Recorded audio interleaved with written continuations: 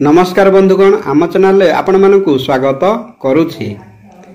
कंचा कदली सेवन कले दूर हुए यही चारिटी रोग।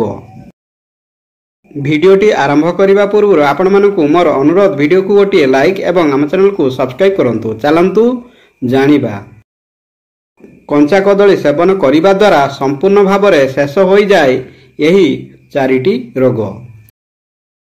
बंधुगण, कदली समस्ते खाती किंतु अनेक लोक जानती नहीं जे कदली खाइबा द्वारा मध्य भिन्न भिन्न रोग भल हो जाई थाए। प्रायतः समस्ते पाचिला कदली खाती किंतु खूब कम लोक जानिथिबे जे कंचा कदली पाचिला कदली ठारू अधिक लाभदायक होई थाए एवं कंचा कदली खाइबा द्वारा कौन लाभ हेबो सेमाने जानती नहीं। तेणु आज मु आपनकु कंचा कदली खाइबा द्वारा केउ रोग शेष हो जाए से विषय कहवाकू जाउछि। एक, पोटासियम रे भरपूर होइथिबा कंचा कदली मनुष्य को विटामिन एवं एंटीऑक्सीडेंट परी गुण देई थाए। कंचा कदली व्यक्तिर प्रतिरक्षा प्रणाली को दृढ़ करने सह व्यक्तिर शरीर रे शक्ति मध्य बजाय रखी थाए।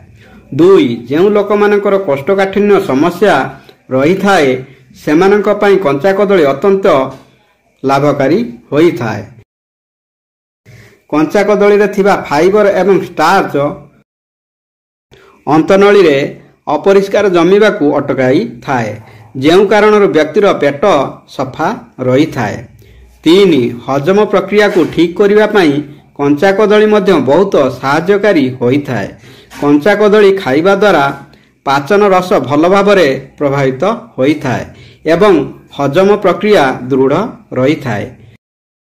चार, कंचा कदली रे थिबा कैल्शियम व्यक्तिर हाड़ को दृढ़ करिबारे सहाय्य करि थाए एवं आंठुगंठी संबंधी समस्या को रक्षा करिबारे सहाय्य करि थाए। बंधुगण, भिडियोटी भल लागिले भिडियो को गोटे लाइक एवं आम चैनल को सब्सक्राइब करने को भूलिबेनी। धन्यवाद। जय श्री कृष्ण।